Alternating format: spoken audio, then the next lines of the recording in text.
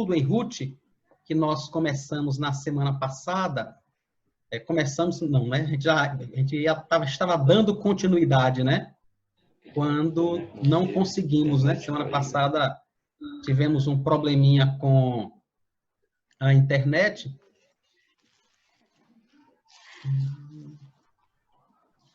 E teve um probleminha com a internet e não conseguiu passar tudo, só 15 minutos, né? Então, a gente vai retornar a esse estudo hoje.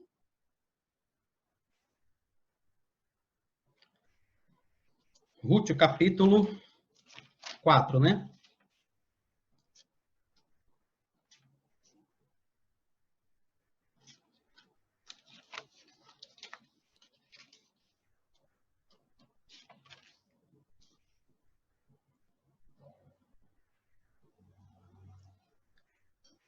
Vamos ler, irmãos. Boaz foi até o portão da cidade e sentou-se ali. Eis que o resgatador de que Boaz havia falado ia passando, então ele o chamou. Ô fulano, chegue até aqui, e sentou-se. Ele foi e se assentou. Então Boaz chamou 10 homens dos anciãos da cidade e disse, sentem-se aqui. E eles se sentaram. Boaz disse ao resgatador, Noemi, que voltou da terra dos Moabitas, pôs à venda aquele pedaço de terra que foi de nosso parente Elimeleque. Então resolvi informá-lo disso e dizer a você, compre essas terras na presença dos que estão sentados aqui e na presença dos anciãos do povo. Se você quer resgatá-los, faça isso. Se não, diga para que eu saiba, porque não há outro que possa resgatá-las, a não ser você. E depois de você, eu. Então ele respondeu, eu vou resgatar essas terras. Boaz, porém, lhe disse, no dia em que você receber essas terras das mãos de Noemi, também terá de receber Ruth, a Moabita, já viúva, para perpetuar o nome do esposo falecido na herança dele. Então o resgatador disse, nesse caso, não poderei fazer o resgate para não prejudicar a minha própria herança. Faça uso desse meu direito, porque eu não poderei fazê-lo. Este era antigamente o costume em Israel quanto a resgates e permutas. Quem queria confirmar o negócio, tirava a sandália do pé e a entregava ao outro. Era assim que se confirmava um negócio em Israel. Por isso, quando o resgatador disse a Boaz, faça você o resgate, tirou a sandália do pé. Então Boaz disse aos anciãos e a todo o povo, hoje vocês são testemunhas de que comprei de Noemi tudo o que pertencia a Elimeleque, a Quilom e a Malom. E também tomo por mulher Ruth, a Moabita, que foi esposa de Malom, para perpetuar o nome deste sobre a sua herança, para que este nome não seja exterminado dentre os seus irmãos e do portão da cidade. Hoje vocês são testemunhas disso. Todo o povo que estava no portão e os anciãos disseram, somos testemunhas. E disseram a Boaz, que o Senhor faça a esta mulher que está entrando na sua família, como fez a Raquel e Lia, que edificaram a casa de Israel, e que você, Boaz, seja um homem poderoso em Efrata, e que o seu nome se torne famoso em Belém. Que com os filhos que o Senhor lhe der dessa jovem, a sua casa seja como a de Pérez, o filho que Tamar deu a Judá. Assim Boaz recebeu Ruth e ela passou a ser sua mulher. Ele teve relações com ela e o Senhor concedeu que ela ficasse grávida e tivesse um filho. Então as mulheres disseram a Noemi, bendito seja o Senhor que não deixou hoje de lhe dar um neto que será o seu resgatador. Que o nome dele venha a ser famoso em Israel. Nele você terá renovação da vida e consolo na velhice. Pois a sua nora, que ama você, o deu à luz, e para você ela é melhor do que 7 filhos. Noemi pegou o menino no colo e passou a cuidar dele. As vizinhas lhe deram um nome, dizendo, nasceu um filho para Noemi, e o chamaram de Obed. Este veio a ser o pai de Jessé, pai de Davi. E estas são as gerações de Pérez. Pérez gerou Esrom, Esrom gerou Rão, Rão gerou Aminadab, Aminadab gerou Naasson, Naasson gerou Salmão, Salmão gerou Boaz, Boaz gerou Obed, e Obed gerou Jessé, e Jessé gerou Davi. Amém. Vamos agradecer ao Senhor, irmãos, por sua palavra. Vamos fazer uma oração e agradecer ao Senhor. Deus, nós te agradecemos, Pai, por tão rico ensinamento. Agradecemos ao Senhor porque o Senhor tem cuidado da sua igreja e nos deixou um caminho seguro para compreendermos a tua vontade, conhecermos ao Senhor e chegarmos ao céu. Muito obrigado, Deus. Muito obrigado pela tua palavra. Agradecemos ao Senhor porque o Senhor a preservou para a glória do teu santo nome e para a nossa edificação. Pedimos ao Senhor também que, no nome de Jesus, nessa noite abra o nosso entendimento, edifique a todos aqueles, Pai, que estão ouvindo a tua palavra e que poderão ouvi-la posteriormente, quando estiver publicada na internet.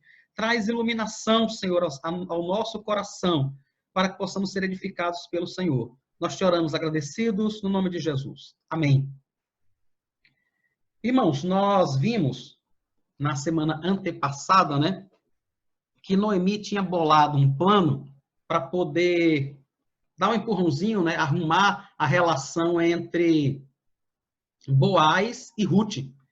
Boaz tinha se mostrado muito favorável a Ruth, tinha deixado ela trabalhar no campo, estava chegando agora ao final da colheita da cevada, aproximadamente 3, 4 meses, que Noemi e Ruth tinham voltado de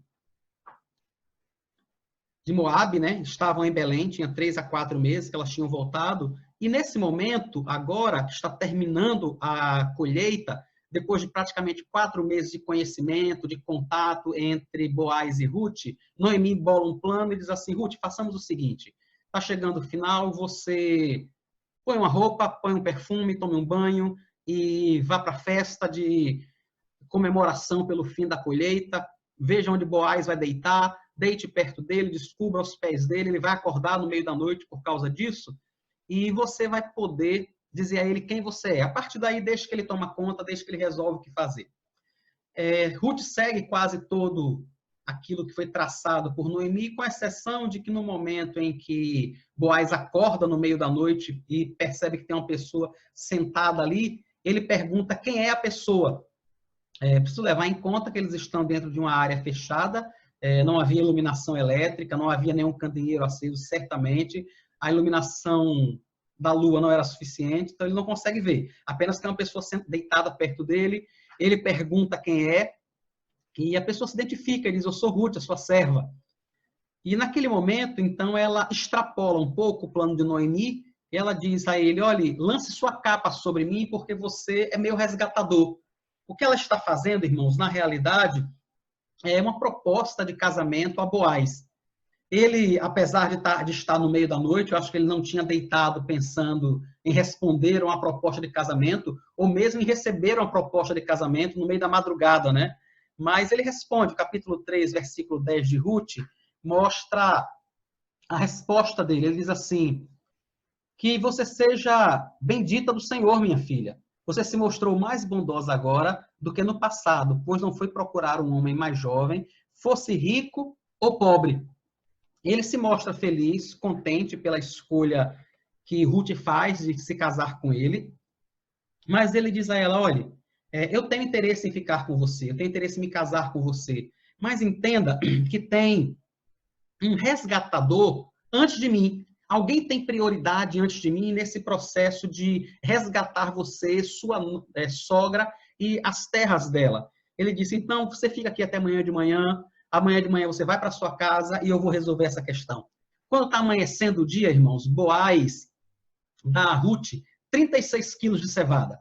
Ela põe esse material nas costas e leva para casa. Isso estava amanhecendo ainda. A intenção de Boaz era que as pessoas não vissem uma mulher saindo de onde ele estava preocupado com a imagem de Ruth e diz a ela: olha, vá, antes que fique tudo claro, antes que as pessoas vejam quem é você, vá para sua casa, leve o alimento para você e sua sogra. Quando ela chega em casa, ela diz à sogra o que aconteceu, e o narrador aí de Ruth, do livro de Ruth, capítulo 3, versículo 18, é Noemi falando para Ruth. Ela diz assim: olha, minha filha, até que você saiba em que darão as coisas, descanse, espere, né? Porque aquele homem não descansará enquanto não resolver este caso ainda hoje. É interessante a palavra que Noemi dá a Ruth, porque ela diz assim: olha, espere, porque Boaz não vai esperar para resolver. Então você pode descansar, você pode ficar tranquila, porque ele não vai ficar. Ele não vai ficar descansado, ele não vai ficar tranquilo até que as coisas se resolvam. O capítulo 4, então, irmãos, começa com exatamente esse momento. É o momento em que Boaz amanhece o dia, Ruth vai para a casa dela, e Boaz vai até o portão da cidade, que é onde se reuniam as autoridades da cidade. Todo mundo se reunia ali para resolver as questões mais relevantes da cidade, né? Nesse momento, está passando a pessoa que era o resgatador, que era aquele que teria direito. Boaz se refere a ele, aí no capítulo 4, no versículo 1, diz assim: ô fulano, chegue até aqui, sente-se aqui. E o homem faz isso. Boaz chama não apenas esse moço, que era aquele que tinha o direito de resgatar Ruth e Noemi, mas ele também chama 10 outros homens, né? 10 anciãos da cidade para servirem de testemunha. Só lembrar, irmãos, que se referir a alguém como o fulano, talvez não seja algo politicamente correto, não seja muito educado, né? Para nós hoje em dia. Só lembrar que nós não estamos naquela época, nós estamos no século XXI, os modos são outros, o entendimento é outro, aquilo que é aceitável é diferente. Um outro ponto a se destacar é que o livro não foi escrito por Boaz. Então, o narrador do livro pode ter se referido ao moço dessa forma. Não quer dizer exatamente que Boaz o tenha tratado assim. E se o tratou, certamente isso era o modo de se referir na época. Até porque Boaz havia se mostrado um homem muito cordato, né, muito educado, muito gentil. Raramente ele iria se dirigir a uma pessoa de forma grosseira, né? Como talvez pareça, né? A gente olhar para uma pessoa e dizer assim: ô fulano, vem cá. Não parece algo muito educado, né? Mas não era o perfil de Boaz isso. O que é que ele faz, então? Ele chama aquele moço, que não tem nome aqui, chama 10 anciãos e diz àquele homem: olhe, Noemi está colocando a terra dela à venda. E você tem o direito de comprar porque você é o resgatador. Como nós começamos a explicar na semana passada, irmãos, isso se refere a um momento em que aquelas pessoas em Israel tinham recebido uma lei de Deus que se referia, irmãos, ao modo como eles deveriam tratar uma pessoa que tivesse empobrecido. Então, havia algumas leis que tratavam disso. Uma delas era Deuteronômio 25, que trata sobre o levirato. O levirato era quando uma pessoa morria, o homem morria, ele não tinha deixado descendente. Então, para que a herança dele não se perdesse, para que ele tivesse um descendente, o irmão dele poderia relacionar-se sexualmente com a esposa dele e teria um filho. Esse filho seria o dono da herança daquele que morreu. É o que está acontecendo nesse caso, mais ou menos aqui com Ruth. As coisas não eram tão claras como a gente imagina, né? Mas é algo parecido com isso. Aquele homem tinha direito de fazer aquele resgate. Isso também está informado em Levítico 25, quando trata sobre o ano jubileu. O ano jubileu era um momento em que as terras que eram vendidas voltavam para o seu dono. Por que é que isso acontecia, irmãos? Porque o Senhor tinha dito que toda a terra era dele. E ele tinha dado a terra a nós, as pessoas, ele dá a sua terra, na realidade, para que nós a administremos. Então o Senhor diz: toda a terra é minha, eu estou dando a você para que você administre. Mas se por algum acaso você precisar vender a terra, por algum motivo você empobrecer, no ano jubileu, essa terra voltará para você. Esse ano jubileu era uma data fixa que acontecia a cada 50 anos.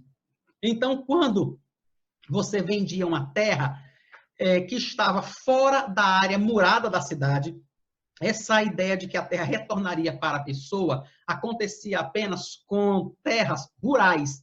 Terras que ficavam na área urbana, na área murada da cidade, não acontecia isso. Mas as terras que estavam fora dos muros da cidade, que era a maior parte da terra, né? A parte murada era uma parte muito pequena, então as terras que ficavam na parte externa aos muros, elas retornavam para o dono no ano do jubileu.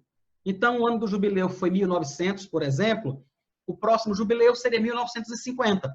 Se eu fosse vender uma terra minha para você, o valor dessa terra seria com base de quantos anos faltam até o jubileu. Se fosse o ano, por exemplo, de 1902, ainda faltariam 48 anos até o próximo jubileu. Então, a terra teria muito valor porque ela ia ficar com você 48 anos. Se fosse no ano 1948, faltariam apenas 2 anos para a terra retornar para mim. Então, a terra teria um valor pequeno naquele momento, porque você só poderia usá-la por 2 anos. Depois, ela teria que retornar para o seu dono original. O Senhor fez isso, irmãos, para que não houvesse um empobrecimento muito grande em Israel, para que não houvesse uma diferenciação muito drástica de classes sociais, para que não houvesse pessoas muito ricas e pessoas muito pobres. Então, você podia vender a sua terra, se você administrou mal o seu dinheiro, se você empobreceu por algum motivo. Aquele que fez isso de uma forma melhor, ele poderia adquirir essa terra e ele poderia usá-la. Mas daqui a algum tempo, essa terra iria voltar para você, ou se você não estivesse vivo, para o seu descendente. Então, quando Noemi põe a terra à venda, irmãos, o que ela está colocando, na realidade, é apenas o usufruto. É o direito de usar a terra até o ano do jubileu. Então, aquele moço, aquele fulano a quem Boaz falou sobre isso, ele disse, olha, você pode resgatar a terra de Noemi se você quiser. E ele disse, não, eu quero. Certamente ele tinha pensado que Noemi não tinha descendentes, era só ela e Ruth, então a terra iria ficar para ele. No ano do jubileu, a terra não teria para quem voltar. É nesse momento que Boaz diz, agora entenda, quando você resgatar a terra, você leva junto Ruth, você leva junto Noemi, e você vai ter que ter filhos com Ruth, porque são esses filhos que vão preservar o nome de Malom. Malom era o esposo de Ruth que tinha falecido, o filho de Noemi. Então, os filhos que você, fulano, tiver com Ruth, não serão seus, serão oficialmente filhos de Malom, para que ele possa herdar a terra. Diante disso, fulano falou, então, eu não tenho interesse. Faça uso você desse meu direito, porque eu não vou poder resgatar. Está aí no capítulo 4, no versículo 6, né? Neste caso, não poderei fazer o resgate para não prejudicar a minha própria herança. Faça você uso desse meu direito, porque eu não poderei fazê-lo. O moço diz, olha, eu não tenho interesse. Ele achou que seria um excelente negócio, depois ele percebe que talvez não fosse. Então ele diz, eu não tenho interesse, você pode ficar com a terra. É nesse momento em que eles vão fechar o acordo, que esse moço tira a sandália do seu pé e dá a Boaz. E o narrador diz para a gente que era assim que se confirmavam, né? Está aí no capítulo 4, finalzinho do versículo 7. Era assim que se confirmava um negócio em Israel. A pessoa tirava a sandália do seu pé e entregava ao outro. E ele fez isso, irmãos, diante daqueles 10 anciãos, aquelas 10 testemunhas, que Boaz tinha chamado para presenciar o acordo, para presenciar o acerto. Boaz aceita e os homens daquela cidade começam a abençoá-lo, né? Dizem a ele que oram, né? Pedem a Deus, inclusive, que ele seja abençoado e que ele seja um homem poderoso em Efrata, que a mulher dele venha a ter muitos filhos e que eles sejam uma família muito próspera. É o desejo daqueles homens. O texto termina dizendo que Boaz se casou com Ruth, que teve um filho com ela. Esse filho chamou-se Obed. Ele veio ser o pai de Jessé, que foi o pai de Davi. Na semana que vem, irmãos, nós vamos falar um pouquinho, eu quero gastar um pouco mais de tempo com essa genealogia, que não dá para a gente conversar hoje, não vai dar para a gente falar hoje sobre ela. Mas na próxima semana eu quero gastar algum tempo conversando com os irmãos a partir do versículo 12 até o 22. Hoje nós vamos seguir, então, comentando sobre o que é que nós podemos aprender sobre essa história que eu contei aqui para vocês, sobre o comportamento do fulano, sobre o comportamento de Boaz. O que é que nós temos a aprender? Primeiro, irmãos, Boaz era um homem que estava disposto, apesar de estar apaixonado por Ruth, apesar de estar interessado em ficar com ela, ele coloca, na realidade, a vontade de Deus à frente de qualquer outra coisa. Ele sabe que havia sido estabelecido por regra na sua sociedade que havia alguém na frente que teria o direito de comprar aquela terra. Ele não seria a pessoa que teria o direito de preferência naquele momento. Então, mesmo interessado em Ruth, mesmo feliz com o pedido de casamento que ela fez, mesmo querendo ficar com ela, ele não faz isso, a não ser depois que conversasse com esse moço. A primeira coisa que nós precisamos entender, então, irmãos, é que, por mais que nós estejamos envolvidos emocionalmente em algum aspecto que seja, com o trabalho, com uma pessoa, com uma compra, com uma venda, com o que quer que seja, Eu e você, que somos crentes, que servimos a Deus e que vivemos para o Senhor, devemos pedir graça a Deus para nos pautarmos por princípios e não por sentimentos. E tomar a atitude. Eu fico pensando como é que não estava o coração de Boaz quando ele chama aquele moço e diz a ele, olhe, você tem o direito de resgatar essa terra. Eu fico pensando como estava o coração dele. Imagine, ele gostava de Ruth, ele tinha cuidado dela por 4 meses e estava disposto a casar-se com ela. Tinha dito isso a ela poucas horas atrás, enquanto à noite ele acordou e a viu ao lado dele. Ele tinha interesse em ficar com ela. Ele se mostra, inclusive, muito feliz. Ele diz, que seja bendita do Senhor você, minha filha, porque você me escolheu. Mas, apesar disso, irmãos, ele não coloca o seu desejo e a sua vontade acima daquilo que é a vontade revelada de Deus. O Senhor havia estabelecido um modo para que houvesse o resgate. Havia uma sequência entre os parentes que deveriam propiciar esse resgate. E ele não era o seguinte.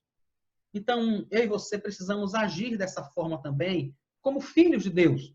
Se nós queremos honrar ao Senhor, irmãos, precisamos honrar ao Senhor de forma completa, entendendo que o Senhor não vai ser honrado quando nós damos algum jeitinho, quando nós damos algum tipo de empurrão, sabe?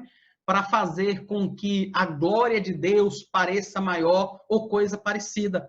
Quando nós fazemos isso, irmãos, quando nós tentamos honrar a Deus de um modo inadequado, nós estamos, na realidade, desonrando ao Senhor. Porque Ele é santo, santo e santo. E Ele não concorda com nenhum tipo de erro. Nenhum. Sabe o que é nenhum tipo de erro? Deixa eu tentar ser um pouco mais claro, por exemplo, irmãos. Algumas igrejas, às vezes, enfrentam problemas contábeis junto à Receita Federal, ou enfrentam problemas na área de direito, ou coisa parecida. E algumas vezes as pessoas pensam em procurar alguém que possa resolver, sabe, que possa dar um jeito para melhorar a situação da igreja.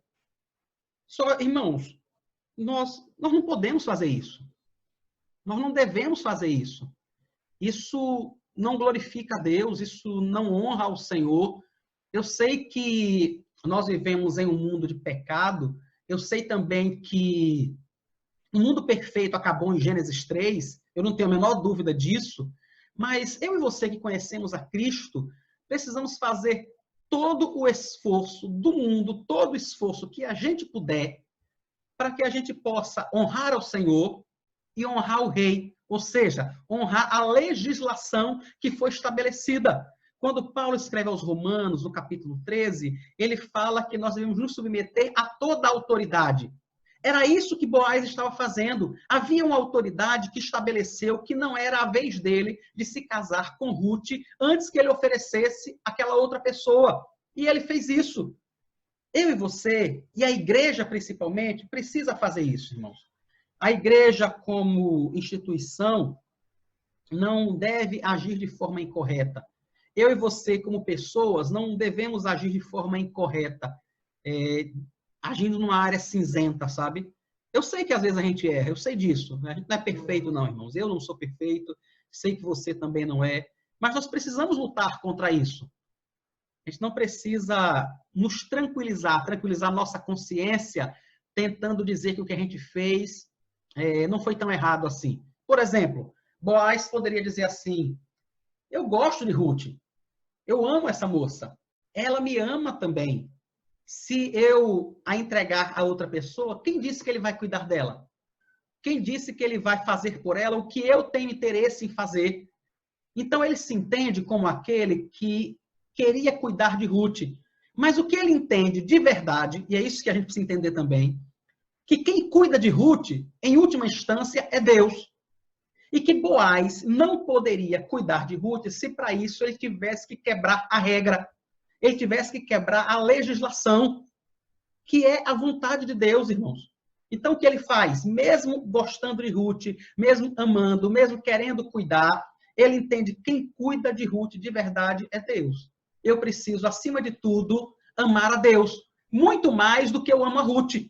O modo de amar a Ruth, verdadeiramente, é amando a Deus acima de todas as coisas. Quando eu e você amamos o nosso filho, a nossa filha, o nosso marido, a nossa esposa, a nossa mãe, irmão, pai, amigo, acima de Deus, nós não estamos amando de forma verdadeira. Porque o único modo de amar de forma justa e correta é amando primeiro ao Senhor e, através desse amor perfeito, que é o amor de Deus, amarmos os outros. É isso, então, que Boaz faz. É isso que eu e você precisamos fazer. Uma outra lição, irmãos, muito clara aqui para a gente,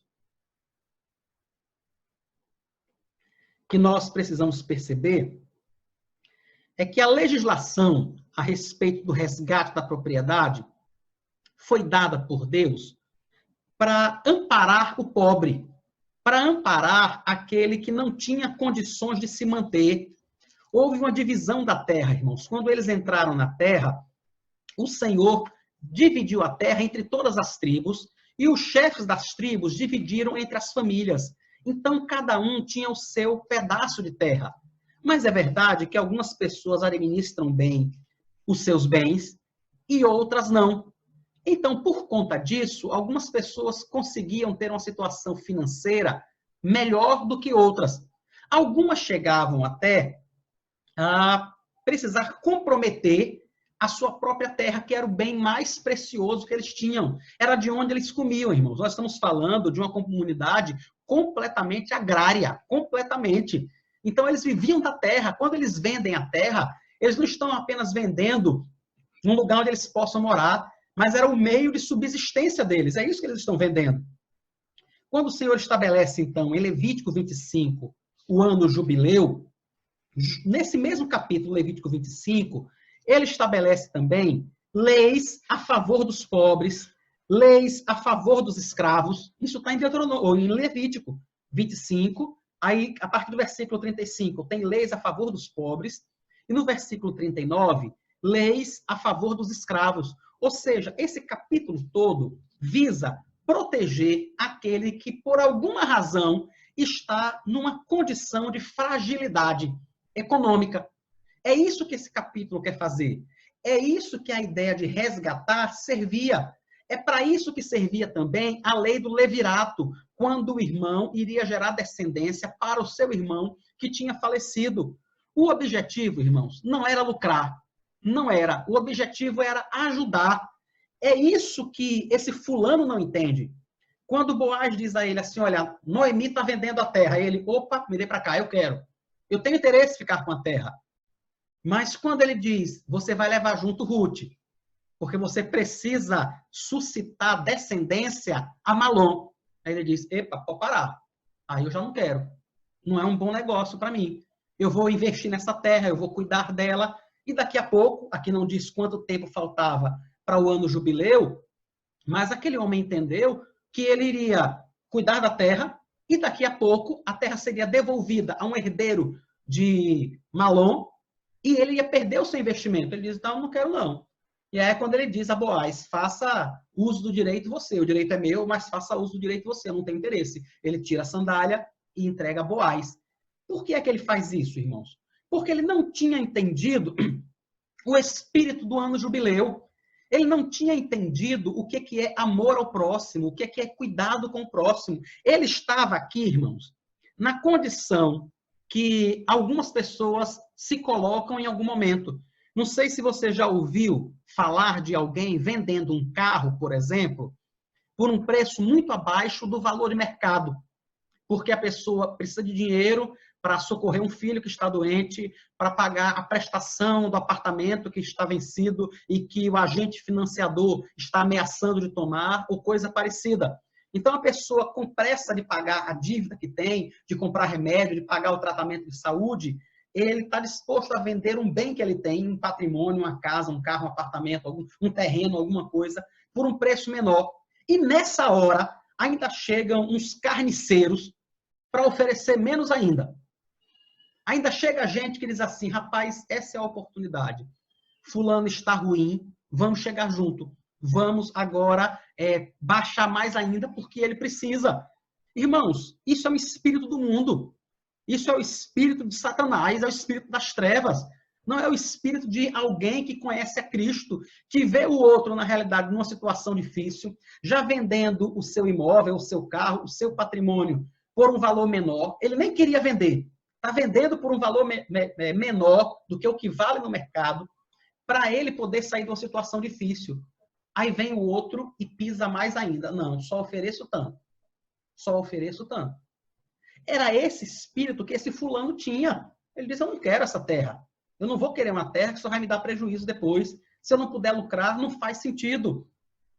Eu e você, irmãos, precisamos entender que o que Cristo fez por nós foi exatamente o que Boaz fez por Ruth, para nos resgatar. Ele se esforça, ele deixa o céu para vir cuidar de nós.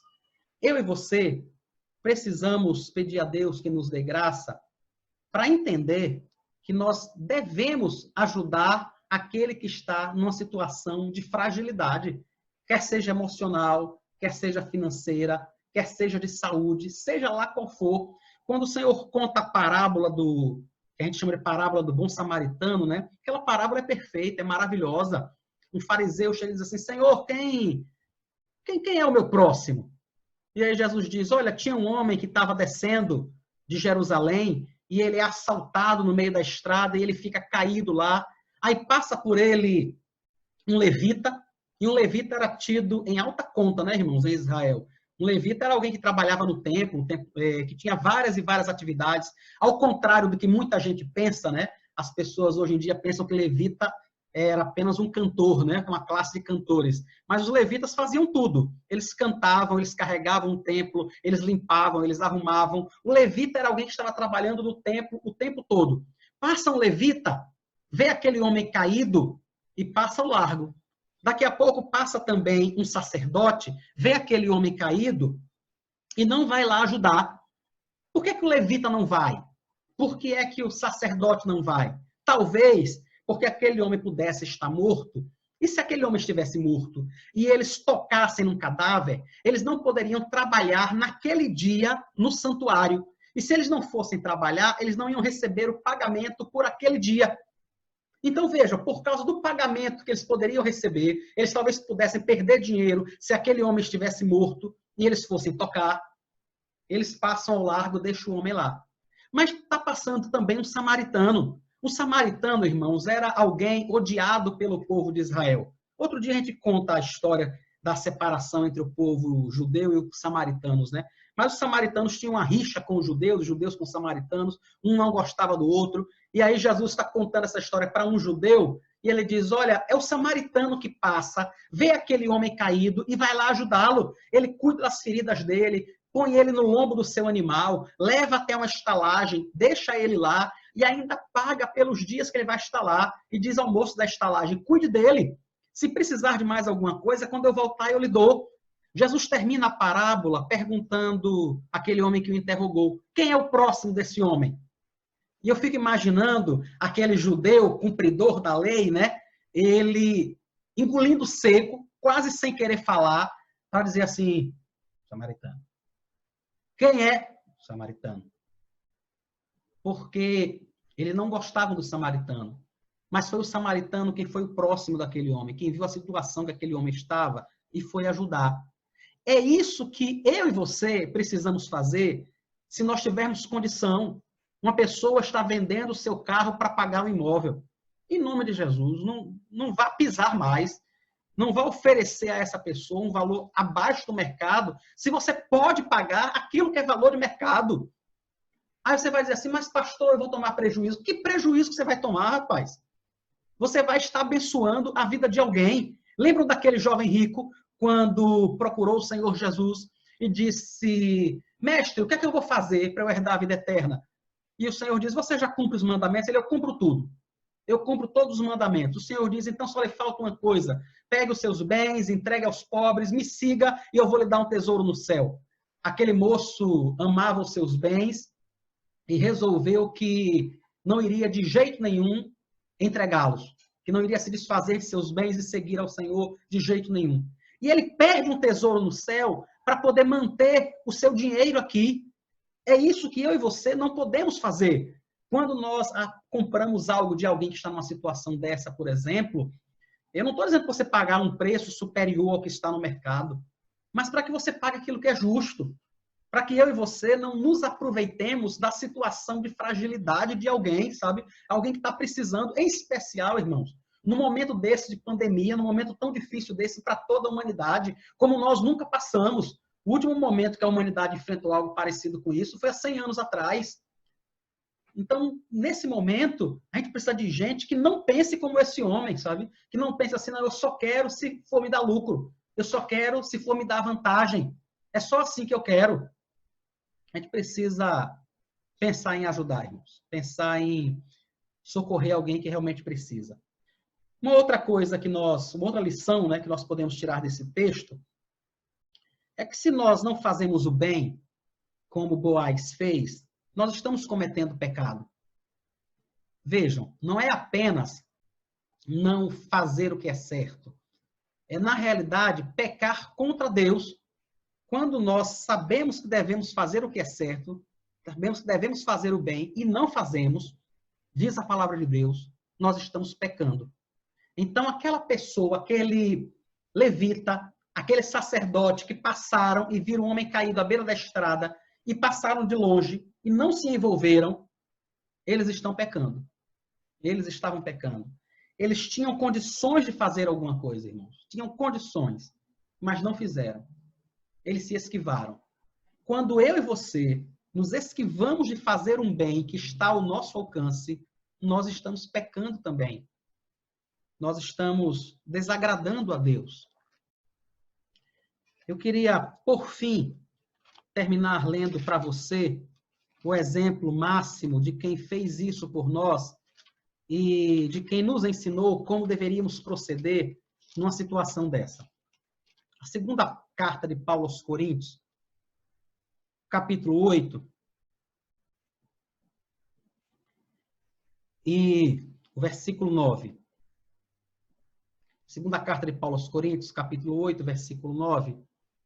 Paulo diz assim: pois vocês conhecem a graça do nosso Senhor Jesus Cristo, que sendo rico se fez pobre, por amor de vocês, para que por meio da pobreza dele, vocês se tornassem ricos. Quando o Senhor Jesus resolveu fazer o bem por mim e por você, ele estava pagando um preço por isso. Aquele fulano que não quis ficar com a terra, ele talvez estivesse disposto a fazer algum tipo de bem, se isso não lhe custasse nada. Algumas vezes pode ser que eu e você estejamos dispostos a ajudar alguém, se isso não nos custar nada. Mas se isso nos custa de alguma forma, alguma coisa, nós muitas vezes não temos interesse em fazer. Paulo lembra aos irmãos da cidade de Corinto, né? Esse capítulo 8 aqui, ele está tratando de um momento de que ele está coletando uma oferta por toda a Macedônia para levar para Jerusalém, né? Então, ele está escrevendo, está dizendo, irmão, se preparem, eu vou chegar aí e quero poder coletar uma grande oferta com vocês para levar para os irmãos que estão passando fome, estão passando necessidade em Jerusalém. E aí ele, no meio do caminho, no meio dessa informação, ele diz àqueles irmãos, vocês conhecem o que foi que o Senhor Jesus fez por vocês? Ele não precisava sair do céu. Ele não precisava deixar a sua glória. Mas ele fez o bem por nós. Quando isso lhe custou o seu trono, quando isso lhe custou sofrimento, lhe custou dor, perseguição. Eu e você precisamos aprender com o Senhor Jesus Cristo. Precisamos aprender com Boaz. Boaz sabia, irmãos, que aquela terra que ele estava comprando de Noemi naquele momento não seria dele. Ele sabia disso. Ele ia investir naquela terra e aquela terra ficaria para um filho que seria legalmente filho de Malom. Biologicamente seria filho dele. Era ele quem iria criar. Era ele que estaria com aquela criança. O Malom já estava morto. Já tinha morrido. Há muitos e muitos e muitos anos que Malom tinha morrido. Mas Boaz sabia que quando o filho crescesse, quando o Obed crescesse, as terras seriam dele. E Boaz não se preocupa com isso. Boaz, a única coisa que ele vê, irmãos, é que ele precisava cuidar de Ruth e cuidar de Noemi. Foi isso que o Senhor Jesus viu por nós. Ele nos viu abandonados, largados, cada um se desviando pelo seu próprio caminho, cada um seguindo os caminhos do seu próprio coração, todos nós morrendo, nos afastando do Senhor dia após dia, e ele deixa o céu para vir morrer em nosso lugar, para vir nos resgatar. Foi isso que ele fez. Ele paga o preço dos nossos pecados com o seu próprio sangue. Então, eu e você somos convidados, como cristãos que somos, como filhos de Deus que somos, a fazermos aquilo que o Senhor Jesus fez. Fazermos o bem, mesmo quando isso nos custar algum esforço. Mesmo quando isso nos custar algo. Fazer o bem. Nós precisamos, irmãos. E eu não estou falando apenas de aspectos financeiros. Financeiros também. Mas eu estou falando, irmãos, de todos os outros aspectos, de que, de algum modo, você possa ajudar alguém, você possa amparar, cuidar de alguém de alguma forma que seja, dando uma palavra, fazendo uma ligação, no momento desse de isolamento social. Rapaz, você pegar o telefone e ligar para alguém é uma bênção. Quantas pessoas estão isoladas em casa, precisando ouvir uma palavra de conforto, mas a gente só se preocupa em ligar para os nossos amigos. A gente só se preocupa em ligar para aqueles que estão próximos de nós, que a gente mais gosta. Pegue o telefone e ligue para alguém que não é tão próximo a você. Pergunte como é que ele está, dê uma palavra a ele, ore com ele. Foi isso que o Senhor Jesus fez por nós. Ele fez o bem quando isso iria lhe custar tudo. E nós podemos e devemos, como filhos de Deus, fazer o bem, mesmo quando isso possa nos custar alguma coisa. Então, que o Senhor lhe abençoe, que o Senhor abençoe a sua palavra em nosso coração, para que ela possa frutificar, para que nós possamos aprender com Boaz, para que nós possamos aprender com o Senhor Jesus, para que nós possamos não repetir aquilo que o fulano fez, de não querer ajudar uma pessoa, a não ser que ele fosse ter algum tipo de lucro com isso.